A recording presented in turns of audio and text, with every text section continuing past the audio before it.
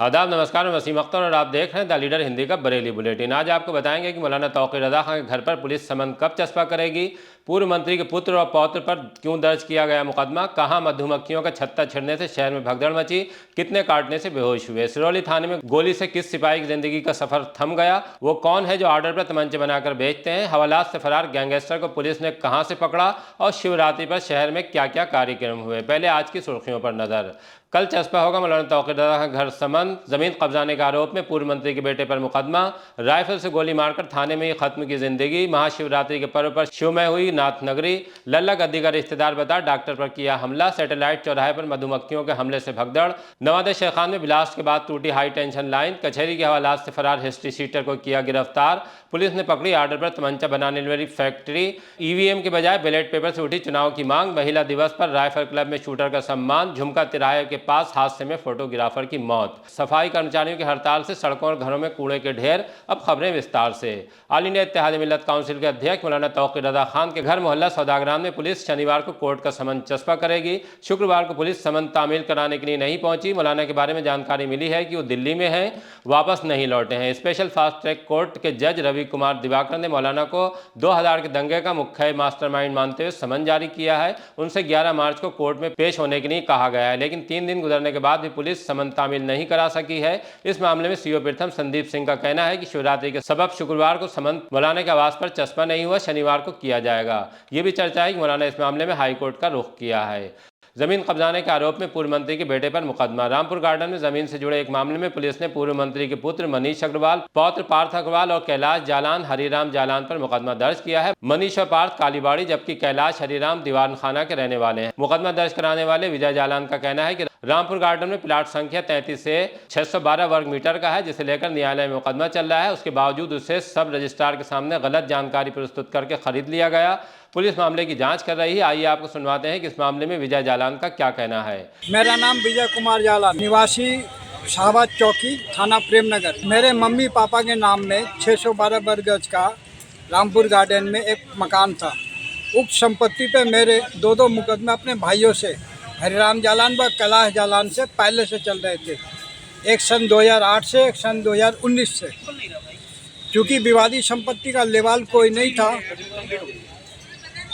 उसके पश्चात श्री मनीष अग्रवाल जी और पार्थ अग्रवाल जी सामने आए और उक्त संपत्ति अपने प्रभाव के बल पर आधे दाम पे खरीद लिया।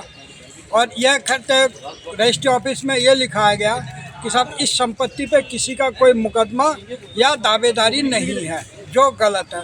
यह 420 का मामला है।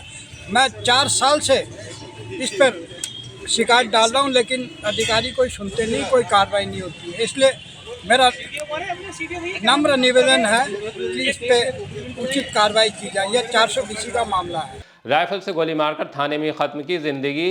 सिरौली थाने में तैनात कांस्टेबल अरुण यादव ने शाम के वक्त राइफल से सिर में गोली मारकर जिंदगी का सफर खत्म कर लिया। इससे थाने में खलबली मच गई। गोली की आवाज़ पर पुलिसकर्मियों ने कमरे में जाकर देखा तो सिपाही अरुण जमीन पर गिरा हुआ था। उसकी सांसें थम चुकी थीं। उसकी इंसास राइफल भी शव के पास पड़ी थी। वो अमरोहा जिले के गांव फौलादपुर के रहने वाले थे। थाने में हुई घटना को लेकर अफसरों को भी सूचना दे दी गई है। शव पोस्टमार्टम के लिए भेजा गया है। महाशिवरात्रि के पर्व पर शिवमय हुई नाथ नगरी। नाथ नगरी महाशिवरात्रि पर शिवमय नजर आई। सुबह से ही नाथ मंदिरों में जलाभिषेक के लिए शिव भक्तों का सैलाब दिखा। हर हर महादेव, बम बम भोले के नारे गूंजते रहे। मंदिरों के बाहर शिव भक्तों की लंबी लाइनें लगी रहीं। सुरक्षा व्यवस्था बनाए रखने के लिए पुलिस के साथ सिविल डिफेंस के वॉलंटियर भी तैनात रहे, जिससे शिव भक्तों को किसी प्रकार की कोई दिक्कत ना हो सके। अलखनाथ, धोबेश्वरनाथ, पशुपतिनाथ, मणिनाथ, बनखंडीनाथ, तपेश्वरनाथ और तिरवटीनाथ मंदिर में सुबह 4 बजे से भक्तों का तांता लगा रहा। इसके अलावा शहर में कई जगह महाशिवरात्रि पर शोभा यात्रा निकाली गई। लल्ला गद्दी का रिश्तेदार बता डॉक्टर पर किया हमला। पुराने शहर में क्लिनिक चलाने वाले डॉक्टर आबिद हुसैन पर हमला किया गया। लल्ला गद्दी का रिश्तेदार बताने वाला शख्स तमंचा लेकर घुस गया और रंगदारी मांगने लगा। विरोध करने पर उसने शीशा तोड़ दिया। डॉक्टर ने भागकर जान बचाई, लेकिन कंपाउंडर को लात घूंस से पीटा गया। डायल 112 पर फोन किया तो पुलिस ने आरोपी आरिफ गद्दी को दबोच लिया। उसके खिलाफ मुकदमा दर्ज करके जेल भेज दिया गया। इसके बावजूद डॉक्टर को धमकियां मिल रही हैं, जिससे डरकर उन्होंने अपना क्लिनिक बंद कर दिया है। एसएसपी ने शिकायत मिलने पर बारादरी पुलिस को कार्रवाई के निर्देश दिए हैं। सैटेलाइट चौराहे पर मधुमक्खियों के हमले से भगदड़। मधुमक्खियों के छत्ता छिड़ जाने से सैटेलाइट चौराहे के पास खलबली मच गई। दुकानदार अपनी दुकानें बंद करके भागने लगे। बहुत से लोग मधुमक्खियों से बचने के लिए जमीन पर लेट गए। 2 लोगों को मधुमक्खियों ने बुरी तरह से काट लिया। दोनों सड़क पर बेहोश हो गए। तब पुलिस और 108 एम्बुलेंस को सूचना देकर बुलाया गया। देखिए किस तरह से रेस्क्यू करके मधुमक्खियों को भगाया गया और काटने से बेहोश हुए दोनों लोगों को अस्पताल भेजा गया। कचहरी के हवालात से फरार गैंगस्टर गिरफ्तार। 14 दिन पहले कचहरी के हवालात का सरिया काटकर फरार हुए 2 गैंगस्टर में से पुलिस ने एक संजय सैनी को मालगोदाम रोड से दबोच लिया। उससे तमंचा कारतूस भी बरामद हुए। फरार होने के बाद एसएसपी ने उस पर 20,000 का इनाम घोषित कर दिया था। कोतवाली पुलिस अब उसे एक और मुकदमा दर्ज करने के बाद जेल भेजेगी। उसके फरार होने पर अभिरक्षा में तैनात पुलिसकर्मियों को सस्पेंड कर दिया गया था। अंकित यादव भी फरार है, लेकिन पुलिस उसकी पत्नी आशी यादव और दोस्त ब्रिजमोहन और बिरजू को भागने में मदद करने पर गिरफ्तार करके जेल भेज चुकी है। नवादा शेखान में ब्लास्ट के बाद टूटी हाई टेंशन लाइन। पुराने शहर के नवादा शेखान मोहल्ले में घनी आबादी के बीच हाई टेंशन लाइन में पहले धमाका हुआ, फिर टूटकर नीचे आ गिरी। इससे भगदड़ मच गई। कुछ लोगों के झुलसने की भी खबर है। फोन पर सूचना मिलने के बाद सब स्टेशन से आपूर्ति बाधित की गई। बाद में बिजली विभाग के कर्मचारियों ने पहुंचकर मरम्मत का काम शुरू कर दिया। इस दौरान लोगों के गुस्से का भी सामना करना पड़ा। मोहल्ले के लोगों का कहना था कि घनी आबादी के ऊपर हाई टेंशन लाइन जाने से हजारों जिंदगियां खतरे में है। लाइन को शिफ्ट किए जाने की मांग उठाई। पुलिस ने पकड़ी आर्डर पर तमंचा बनाने वाली फैक्ट्री। इज्जत नगर पुलिस ने तमंचा फैक्ट्री चलाने वाले 2 व्यक्तियों को गिरफ्तार किया है। उनका अपना गिरोह है। पुलिस के मुताबिक इसका सरगना अमन है, जो लूट की घटनाएं अंजाम देता है। किला पुलिस उसकी पत्नी प्रीति को अवैध तमंचे से फायरिंग करने के मामले में जेल भेज चुकी है। अब इस गैंग के 2 सदस्य अमन और आकाश पकड़े गए हैं और चंदन नगर किला के रहने वाले हैं। ये गिरोह आर्डर पर तमंचे बनाकर बेचते हैं। उनके मोबाइल में तमंचों और असला फैक्ट्री के फोटो मिले हैं।